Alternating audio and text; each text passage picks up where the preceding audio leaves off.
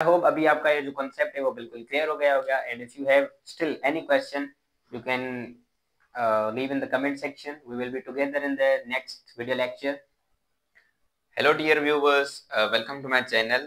और in this lecture हम study करने वाले हैं introductory lecture of chapter solutions, जो कि बेसिकली 9th केमिस्ट्री का चैप्टर है। ठीक है, सॉल्यूशन और सस्पेंशन के नाम से, या सिंपली कुछ बुक्स में इसको सॉल्यूशन भी कहा गया है, लेकिन बात एक ही है कि इस चैप्टर में हम मेनली सॉल्यूशंस की और सस्पेंशंस की बात करते हैं। जो सबसे ज्यादा इस चैप्टर में डिस्कस किया गया है वो सॉल्यूशंस को डिस्कस किया गया है, उनके टाइप्स को डिस्कस किया गया है इन वेरी डिटेल। ठीक है डियर स्टूडेंट्स, तो हम उनको वन बाय वन समझेंगे सारे कॉन्सेप्ट्स को, लेकिन आज का जो हमारा लेक्चर है वो लिमिटेड रहेगा इन कॉन्सेप्ट्स के ऊपर। यहाँ पर आज हम सिर्फ समझेंगे सॉल्यूशन का क्या मतलब है, उसके अलावा एक्वस सॉल्यूशन किसको कहते हैं, सॉल्यूट क्या है और सॉल्वेंट क्या है। बाकी जो रिमेनिंग टॉपिक्स हैं वो जो कमिंग लेक्चर्स होंगे उनमें हम सीरीज वाइज डिस्कस करते जाएंगे। जैसे ये 6.1 है, देन 6.2 का लेक्चर आएगा, 6.3 का। ऑलमोस्ट जो टॉपिक्स हैं वो 6.5 या 6.6 तक हैं, तो 5 या 6 लेक्चर्स में चैप्टर को हम कंप्लीट कर लेंगे।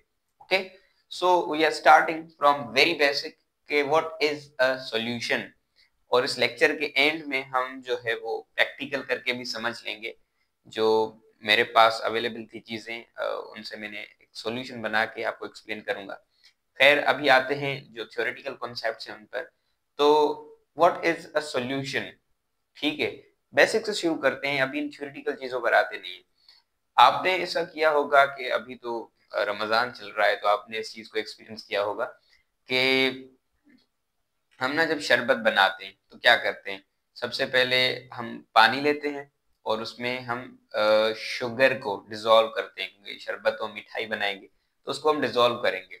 ठीक है, और देन हम उसमें शरबत डालते हैं, कोई नॉर्मली जामेश्री यूज होता है। तो ये जो एक लिक्विड एक चीज आपके पास बनकर तैयार होती है इन द फॉर्म ऑफ शरबत, ये बेसिकली एक सोल्यूशन होता है। या हम ऐसे करते हैं, नींबू पानी बनाते हैं। ठीक है, यानी कि आपने क्या किया, वाटर लिया और उसमें लेमन जो है उसका जूस निकाल कर डाल दिया, और कुछ लोग उसमें नमक भी ऐड करते हैं, तो ये भी एक सॉल्यूशन है। ठीक है, तो आपने बहुत सारे जो है वो सॉल्यूशंस अपने डेली लाइफ में देखे होंगे। आप जब बीमार होते हैं डॉक्टर के पास जाते हैं तो वो आपको कोई सिरप लिख कर देता है, तो वो सिरप एक सॉल्यूशन है। हम जो सांस ले रहे हैं जिस हवा के जरिए, वो हवा भी एक सॉल्यूशन है, एक होमोजीनियस मिक्सचर है। आपने मुख्तलिफ किस्म के एलॉय देखे होंगे, तो एलॉय भी एक होमोजीनियस मिक्सचर कहलाता है। और एलॉय हम कहते हैं मिक्सचर ऑफ मेटल्स। ठीक है, वैसे तो नॉर्मली हम सॉलिड या लिक्विड को मिक्स करते हैं, या लिक्विड में लिक्विड को मिक्स करते हैं सॉल्यूशन बनाने के लिए, लेकिन बाजुकात हम क्या करते हैं, एक मेटल को दूसरे मेटल के साथ मिलाते हैं, मिक्सचर ऑफ मेटल्स, तो उसको हम कहते हैं alloy. Okay, let's discuss theoretically now. A homogeneous mixture of two sorry, a homogeneous mixture of two or more substances is called solution. तो हम क्या करते हैं कि हमारे पास दो या दो से ज्यादा सब्सटेंसेस भी हो सकते हैं। ठीक है, तो उसको हम क्या करते हैं, मिक्स करते हैं। जब हम उनको मिक्स करेंगे, जब हम उनको फिजिकली मिक्स करेंगे, तो वो जो कॉम्बिनेशन होगा वो कहलाएगा सॉल्यूशन। ठीक है, एक सॉल्यूशन में सॉल्यूशन जो या जो मिक्सचर होता है वो इम्प्योर फॉर्म ऑफ मैटर होता है, लेकिन जो एक सब्सटेंस होता है वो प्योर फॉर्म ऑफ मैटर होता है। तो उनमें डिफरेंस क्या होता है, एक सिंपल सी बात मैं आपको बता दूं। जो सब्सटेंस होता है या जो प्योर फॉर्म ऑफ मैटर होता है, उसका ना एक फिक्स्ड फॉर्मूला होता है, उसके अंदर चीजों की जो कंपोजिशन है वो फिक्स होती है। ठीक है, फॉर एग्जांपल अगर आपको वाटर का एक मॉलिक्यूल बनाना है तो आप क्या करेंगे, आपको हाइड्रोजन के दो एटम्स नीडेड होंगे और ऑक्सीजन का एक एटम नीडेड होगा। ठीक है, तो यानी कि दो हाइड्रोजन के एटम्स और एक ऑक्सीजन का एटम मिलेगा तो ही वाटर बनेगा, अदरवाइज कभी नहीं बनेगा। ठीक है, ऐसा ही है। अगर दो हाइड्रोजन है और दो ऑक्सीजन है तो फिर भी वाटर नहीं बल्कि एक और चीज बनेगी, हाइड्रोजन पर ऑक्साइड। तो जो केमिकल सब्सटेंस होता है, जो मिक्सचर नहीं होता, उसका केमिकल फार्मूला फिक्स होता है, उसकी जो रेशो होती है कंबाइनिंग एलिमेंट्स के एटम्स की, वो फिक्स होती है। जबकि मिक्सचर में ऐसा नहीं होता। क्या आपने ये कहीं रूल पढ़ा है कि भाई अगर आपको 2 किलो चावल पकाने हैं तो आप उनमें 5 गिलास ही पानी डालेंगे तभी वो चावल पकेंगे, अदरवाइज नहीं पकेंगे, या आप उनको खा ही नहीं सकते, ऐसा नहीं है। ठीक है। या कहीं आपने ये पढ़ा है कि अगर आपको चाय बनानी है तो आप 2 किलो दूध में सिर्फ जो है वो 1 गिलास ही पानी डाल सकते हैं, उससे ज्यादा डालेंगे तो चाय नहीं बनेगी, ऐसा नहीं है। यानी कि जो हम चाय बनाते हैं वो भी एक मिक्सचर होती है। ठीक है। या हम एक बिरयानी बनाते हैं तो वो भी एक मिक्सचर होता है। तो इन दैट केस चीजों की जो मिलने की एक रेशो होती है वो फिक्स नहीं होती, कोई कितनी उसमें जो है वो चेंज ला सकता है। यही एक बेसिक डिफरेंस होता है मिक्सचर में और किसी भी प्योर सब्सटेंस में या उनकी कॉम्बिनेशन के अंदर। ठीक है डियर स्टूडेंट्स। सो हमने समझा कि होमोजीनियस मिक्सचर, अच्छा मिक्सचर तो ठीक है, हमने चीजों को मिलाया, पानी को और साल्ट को या पानी को और शुगर को आपने मिलाया तो वो एक मिक्सचर बन गया। लेकिन होमोजेनियस मिक्सचर का क्या मतलब है? उनका ये मतलब है कि वो कुछ इस तरह से मिल जाएं, ठीक है, कि आपको एक ही सब्सटेंस शो हो, है ना। लाइक आपने वाटर के अंदर शुगर को या साल्ट को डिसॉल्व किया, वो उसके अंदर जो है वो गल जाएगी, लेकिन बाकी आपको सिर्फ क्या नजर आएगा? आपको सिर्फ और सिर्फ एक ट्रांसपेरेंट वाटर नजर आएगा। ठीक है। तो ये कहलाता है होमोजेनियस मिक्सचर। लेकिन अगर आप इसमें कोई ऐसी चीज डालें जो कि इसके अंदर डिसॉल्व ना हो तो वो फिर होमोजेनियस मिक्सचर नहीं कहलाएगा, वो कहलाएगा हेटेरोजेनियस मिक्सचर। फॉर एग्जांपल आप सैंड लेते हैं, ठीक है, जो मिट्टी होती है उसको हम डालेंगे पानी के अंदर, वाटर के अंदर डिसॉल्व करने की कोशिश करेंगे लेकिन वो होगी नहीं। इन दैट केस कि अब जो है ना वो होमोजेनियस मिक्सचर नहीं होगा, वो होगा हेटेरोजेनियस मिक्सचर, और उसको हम सॉल्यूशन नहीं बल्कि सस्पेंशन कहते हैं। Okay. So here are the examples of solution. Solution आपको तीनों स्टेट्स में मिल सकते हैं। फॉर एग्जांपल गैस का सॉल्यूशन भी होता है या गैस का होमोजेनियस मिक्सचर भी होता है। एयर, अभी जो मैं सांस ले रहा हूँ वो भी क्या है?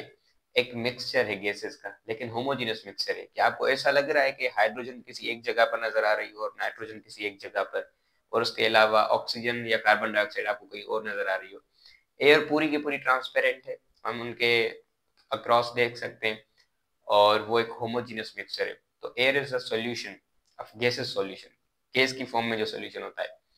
देन एक और एग्जांपल है लिक्विड का, जो अभी मैंने जिक्र किया शरबत का, तो वो एक लिक्विड सॉल्यूशन है। देन हमारे पास सॉलिड सॉल्यूशंस भी होते हैं, they are called alloy. Alloy क्या होता है? जब मेटल्स को हम आपस में मिलाते हैं फिजिकली तो वो एलॉय कहलाते हैं। यहाँ पर मैंने एग्जांपल लिखा है ब्रास, जो एक एलॉय है, बेसिकली बना हुआ होता है कॉपर का और जिंक का। Moving forward there are two components of solution. Solution के दो कंपोनेंट्स होते हैं, यानी कि दो चीजें मिलकर सॉल्यूशन बनाती है। तो आप सोचेंगे कि सर अभी हमने कहा कि it can be combination of two or more substances, बिल्कुल कहा, मैं अब भी इस बात पर कायम हूं। लेकिन उसमें से एक होगा सॉल्यूट, ठीक है, या एक से ज्यादा भी सॉल्यूट्स हो सकते हैं, लेकिन सॉल्वेंट एक ही होगा मेनली। तो देखें कैसे कि सॉल्यूट हम किसको कहते हैं और सॉल्वेंट हम किसको कहते हैं? जो कंपोनेंट्स आप मिक्स कर रहे हैं एक सॉल्यूशन के अंदर, उनमें से जिनकी क्वांटिटी सबसे ज्यादा होगी, जो सबसे ज्यादा है अमाउंट में, वो कहलाएगा सॉल्वेंट। और जिनकी क्वांटिटी कम है उनमें से, ठीक है, फिर वो दो चीजें हो या तीन चीजें हो, तो वो कहलाएंगी सॉल्यूट। पानी का आपने एक गिलास लिया लेकिन उसमें एक चम्मच चीनी या एक चम्मच आप उसमें नमक डाल रहे हैं, तो वो बेसिकली जो नमक है या चीनी है वो सॉल्यूट है, क्योंकि उनकी अमाउंट कम है, और जो वाटर है उसकी अमाउंट ज्यादा है, तो वो कहलाएगा सॉल्वेंट। सो सिंपल सी डेफिनेशन से मैंने लिखी है, the component of solution which is present in smaller quantity, जिनकी मिकदार कम हो उसको हम कहते हैं सॉल्यूट। इसको एक और तरह से भी डिफाइन किया जाता है, the component which is to be dissolve, यानी कि सॉल्यूशन का ऐसा कंपोनेंट जो कि डिजोल्व होने वाला है, जो कि गल जाएगा सॉल्वेंट के अंदर या यूं कहें कि पानी के अंदर, तो वो कहलाता है सॉल्यूट। ठीक है, यानी कि जो गल जाए वो कहलाता है सॉल्यूट। ओके। देन हम समझते हैं सॉल्वेंट को। ठीक है, ये बिल्कुल ऐसे कहें कि रिवर्स होगा सॉल्यूट के, कि भाई the component which is present in larger quantity in a solution. Solution के अंदर जो कंपोनेंट मच ग्रेटर क्वांटिटी में होता है या उसकी जो अमाउंट है वो ज्यादा होती है, तो वो कहलाता है सॉल्वेंट। ठीक है, अभी जब मैं इनको प्रैक्टिकली यहाँ पर आपको वाटर और शरबत वगैरह का एग्जांपल करके समझाऊंगा तो आपको क्रिस्टल क्लियर हो जाएगा। देन इसको इस तरह से भी डिफाइन किया जाता है, the component in which substance is to be dissolved, यानी कि ऐसा कंपोनेंट जिसमें सॉल्यूट आकर डिसॉल्व होगा या जिसमें कोई और सब्सटेंस डिसॉल्व होने वाला है तो वो सॉल्वेंट कहलाता है। ठीक है, okay, we are done with the concept of solution, solute and solvent. अच्छा, अब सॉल्वेंट की बात चल ही रही है तो मैं यहाँ पर आपको यूनिवर्सल सॉल्वेंट का कॉन्सेप्ट बता दूं।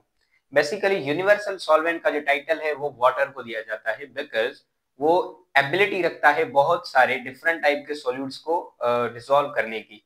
ठीक है, तो इसलिए वाटर को कहा जाता है अ यूनिवर्सल सॉल्वेंट। सो मैंने यहाँ पर लिखा है water is a universal solvent because it can dissolve majority of compounds.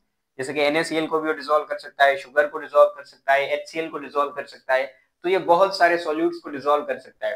That's why water is known as a universal solvent. Okay, then aqueous solution, ये भी वाटर से ही रिलेटेड है। ऐसा सॉल्यूशन, देखिए सॉल्वेंट तो कोई भी हो सकता है ना जिनकी क्वांटिटी ज्यादा है सॉल्यूशन के अंदर, ठीक है, वो सॉल्वेंट है। लेकिन ऐसा सॉल्यूशन जिसमें सॉल्वेंट वाटर हो, a solution in which water is used as a solvent, या ऐसा सॉल्यूशन जिसमें वाटर जो है वो ज्यादा क्वांटिटी में हो, तो उस सॉल्यूशन को हम कहते हैं एक्वस सॉल्यूशन। क्या कहेंगे? Aqueous solution. A solution which formed by dissolving a substance in water is known as aqueous solution। ऐसा सॉल्यूशन जिसमें हम कोई भी सॉल्यूट या कोई भी चीज वाटर के अंदर डिसॉल्व करें तो वो कहलाता है एक्वस सॉल्यूशन। और जो वर्ड एक्वस है वो लिया गया है एक लैटिन वर्ड एक्वा से, और जिसका मतलब ये है वाटर, यानी कि ऐसा सॉल्यूशन जिसमें water is used as a solvent. Then कुछ इंपॉर्टेंट पॉइंट्स हैं जो आपको आनी चाहिए रिलेटेड टू द सॉल्यूशन वाला टॉपिक जो है। ठीक है, सबसे पहले way of distinguishing solution and a pure liquid is evaporation. एक बहुत ही इंटरेस्टिंग पॉइंट ये है कि भाई देखें, सॉल्यूशन हम कहते हैं होमोजेनियस मिक्सचर, हमें पता ही नहीं चलेगा कि इसके अंदर, इस सॉल्यूशन के अंदर कौन सा सब्सटेंस हमने डिसॉल्व किया हुआ है, अगर आपने उसको डिसॉल्व होते हुए नहीं देखा। ठीक है, मतलब आपको मैं एक पानी ला कर दूं जिसमें ऑलरेडी मैंने जो है वो साल्ट डिसॉल्व किया हुआ है, लेकिन आपको नहीं पता इसमें क्या डिसॉल्व हुआ है, तो आप कैसे जो है वो इसको आइडेंटिफाई करेंगे कि ये एक प्योर कंपाउंड है या एक होमोजेनियस मिक्सचर है? तो इसका एक सिंपल सी टेक्निक है या सिंपल सा मेथड है, इसको हम कहते हैं एवोपरेशन। सो एवोपरेशन एक ऐसा प्रोसेस है जिसमें हम क्या करते हैं, किसी भी लिक्विड को हीट अप करते हैं, उसको एनर्जी देते हैं, हीट देते हैं, गर्मी देते हैं, तो उनका जो लिक्विड है वो स्लोली स्लोली कन्वर्ट होता है वेपर्स में, यानी कि गैस वाली फॉर्म में, यानी कि वो वहां से गायब होना स्टार्ट हो जाएगा। लेकिन अगर उस लिक्विड के अंदर कोई भी सॉल्यूट डिसॉल्व हुआ है, जैसे कि शुगर, जैसे कि साल्ट, तो वो वहां पर ही रह जाएगा, सिर्फ वाटर जो है वो एवोपरेट होगा। ठीक है, तो इस टेक्निक को इस्तेमाल करके हम आइडेंटिफाई कर सकते हैं कि वेदर जो हमें सॉल्यूशन दिया गया है वो एक मिक्सचर है, ठीक है, या कोई एक प्योर कंपाउंड है या सब्सटेंस है, तो हम एवोपरेशन वाले मेथड को यूज करते हैं। क्लियर? देन एक दूसरी पॉइंट है, more than one solutes may be present in a solution. ठीक है, तो ऐसा हो सकता है कि, क्या हो गया भाई, ओके, सो ऐसा सॉल्यूशन जिसमें हम क्या करते हैं, बहुत सारे सॉल्यूट्स को ऑब्जर्व करते हैं। ठीक है, एक ऐसा सॉल्यूशन भी हो सकता है जिसमें बहुत सारे सॉल्यूट्स प्रेजेंट हो, लेकिन सॉल्वेंट एक ही होता है। ठीक है, जो सबसे ज्यादा क्वांटिटी में होगा वो सॉल्वेंट होगा, बाकी जितनी भी क्वांटिटीज में जो भी चीजें प्रेजेंट है वो सॉल्यूट्स कहलाएंगी। हमारे पास एग्जांपल है इसका as a soft drinks. Soft drinks में आपको वाटर जो है वो एज अ सॉल्वेंट मिलेगा, उसमें आपको और भी बहुत सारी चीजें हैं जो एज अ सॉल्यूट्स मिलेंगी, जैसे कि शुगर सॉल्यूट होती है, कार्बन डाइऑक्साइड उसमें एज अ सॉल्यूट काम करती है, साल्ट्स होते हैं वो एज अ सॉल्यूट वहां पर स्टैंड करते हैं। तो एक सॉल्यूशन के अंदर सॉल्वेंट तो एक ही होगा, लेकिन सॉल्यूट्स एक से ज्यादा हो सकते हैं, 2 हो सकते हैं, 3 हो सकते हैं, जैसे कि हमने सॉफ्ट ड्रिंक का एग्जांपल दिया। ठीक है, अच्छा, उसके अलावा भी अगर आप एयर को देखें, अब एयर भी एक ऐसा आपके मिक्सचर या सॉल्यूशन है जिसमें बहुत सारे सॉल्यूट्स हैं।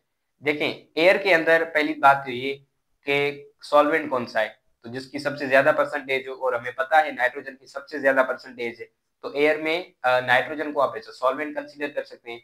लेकिन बाकी जो भी गैसेस हैं, इंक्लूडिंग ऑक्सीजन, कार्बन डाइऑक्साइड, और जो भी ट्रेसेस गैसेस हैं या जिनकी थोड़ी थोड़ी परसेंटेज है, बिल्कुल थोड़ी ना होने के बराबर, निग्लिजिबल, तो वो सारी की सारी आप उनको सॉल्यूट्स कंसीडर कर सकते हैं। ठीक है, and here are the uses solutes, के हम सॉल्यूट्स को डेली लाइफ में कहाँ देखते हैं या उनका इस्तेमाल कहाँ होता है। तो बेसिकली हम जो एयर ले रहे हैं, अभी मैंने यहाँ पर जिक्र भी किया, तो एयर जो हम ले रहे हैं, this is a solution in the form of gas.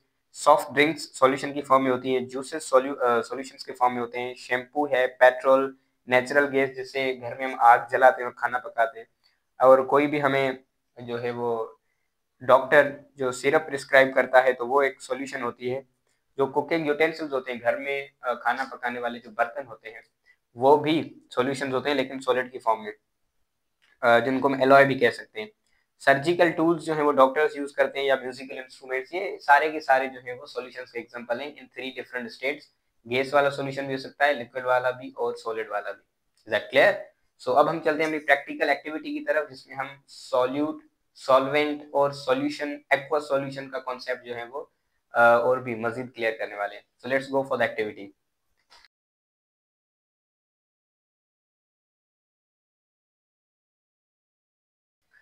So dear students, ये एक छोटी सी एक्टिविटी है जहां पर हम सॉल्यूशन का, सॉल्यूट का, सॉल्वेंट का और एक्वा सॉल्यूशन का कॉन्सेप्ट मजीद क्लियर करने वाले हैं।